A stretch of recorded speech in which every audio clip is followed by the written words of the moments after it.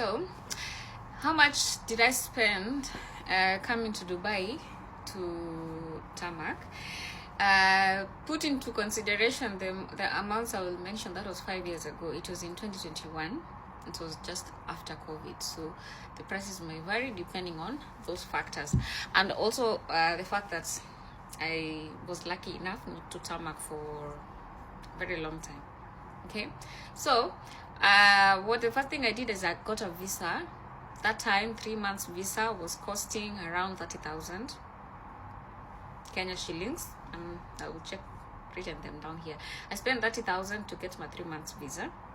Things might be different now. I am not sure about the price of the visa at this point, and also I'm not sure if the 3 months visit visa is still available, and also the conditions of getting it. That time it was so easy, you could just apply for it through an agent and you'll get it within a few days. Though there was a lot of delays during that time because everything was closed. It was early 2021 in the second month, February, to be precise.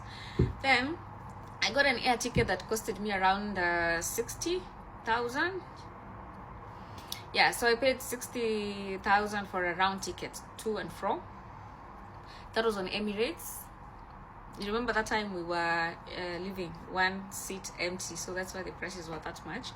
But I think that was fair at that time. 60,000 is what I paid. And then I paid Bedspace.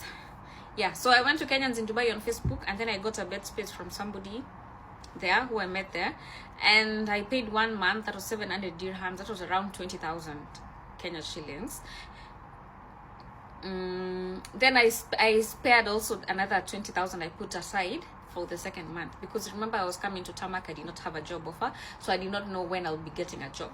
So I paid 20,000 for the first month, then I spared another 20,000 for the next month, just giving myself the allowance. I was risking because that month I will not have rent. Okay, and then I paid I think that was all. And then when I arrived, I put like credit on my bus card. I got the bus card, and then I put around 10,000 Kenya shillings. That was like 300 dirhams. I put it on it because I knew I'll be taking buses a lot. And then I spared also around 500 dirhams. That's like 15k for food. I don't know if I should calculate this in dirhams or in Kenya shillings. And then I also brought some dry foods, groceries, unga, some beans and all those, because if you go to the Bedspace, you're going to be provided with a mattress and a bed, and some kitchens also have some pots you can cook and cooking utensils, but it's better if you can get your own. But those are cheap things that you can actually go and get in some grocery shops anywhere here. Food is also very cheap. No need to carry those dry food that I was bringing. And also you can bring your own beddings, or you can just go to some shops here and buy some beddings. No need to bring a lot of clothes, because once you start working, most of the places will require you to dress in a certain way. Like where I was working, I arrived there and then they told me I have to wear white t-shirts and blue jeans. So for the first 1 year I was wearing blue jeans and white t-shirt. I ended up throwing away all of my clothes that I brought from Kenya, because I could not keep on moving around with clothes that I'm not using. Then so when I arrived, as I said, I went direct to the Bedspace, and then I stayed there for about a few days, I think 2 weeks. I was commuting because I got a job within a very short time. I said that in my previous video. I got a job almost immediately when I arrived in UAE, because I had been communicating with somebody that I met on those WhatsApp groups, and they had offered a job if I arrived in Dubai. So when I arrived, I asked them, is that position still available? And I went there and I got hired immediately. But then it was in a far place from where my Bedspace was. You remember, I did not know if that role was still available, so I went to live somewhere else. But where I lived, it was a bit far and I could not commute. So what happened is I had to abandon the rent that I paid, which was 700. I did not stay the whole month. I moved, and then I went to where the job was, and I got another Bedspace there, and I paid more money for it so I could be closer to my workplace. Then after some time, after I got my salary, I got a scooter, so it was helping me move around.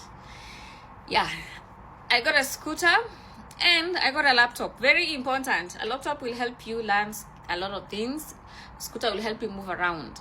So those were the things I did. Actually, I did not get a scooter. I got a bicycle for around 400 dirhams. And then after some time, I was working in a nail salon. I was a receptionist. So I was riding my bike to the nail salon and back to the Bedspace. And then after some time, I got a scooter. That is what I was using to commute. It was very helpful because, in summer the heat is hot. So when you're in a scooter, at least the wind is blowing and it's not very hot. Because, you have to go to work in like 40 degrees and all those. Yeah, so that's how much I spent. I don't know, you can do the calculations and add all those. I think it was a little bit, around 200,000 on the upper side, because I remember when I was coming in the airport, I had changed the money that I had, and it was like 900 dirhams. So I entered UAE with 900 dirhams, but I had a visa for 3 months, and I had paid the ticket, and I had some foods, and then I also had actually that 900 dirhams that was going to count for my bus and my food and my next month's bed space. Yeah, I remember that very well, because at the airport when they were scanning my bag, they asked me, how much money do you have here? And then I said 900 dirhams that I had exchanged back home.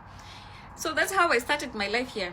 Remember, when I came here, I did not have any job offers. I came to Tarmac. I was lucky. It was post-COVID and there was a lot of openings back then. So a lot of factors might differ now. It's open, it's more competitive, I think. More people are tarmacking and looking for work here. But people are still getting jobs. People are still, the thing is, in Dubai, people are leaving their jobs and are getting new jobs. So those are also openings. New restaurants are coming up, new businesses are opening, new positions are being created. So you can never say never. You just need to keep a positive attitude. Come here with an open mind, because if you see, I came with a 3 months visa, and I had a round ticket. So I knew if things got worse, that I did not get a job, the worst that can happen is I will go back to the airport on the day of my ticket, get on my plane, go back to Nairobi. When I arrive there, I will call people to come and save me from the airport, because I did not get a job. But you see, that did not happen. I just took the risk. I decided to risk it. Go to a new country, go to a new city, and try to figure things out. And actually things worked out for me very well. Yeah, so if I just wanted to share that because somebody had asked it. And yeah.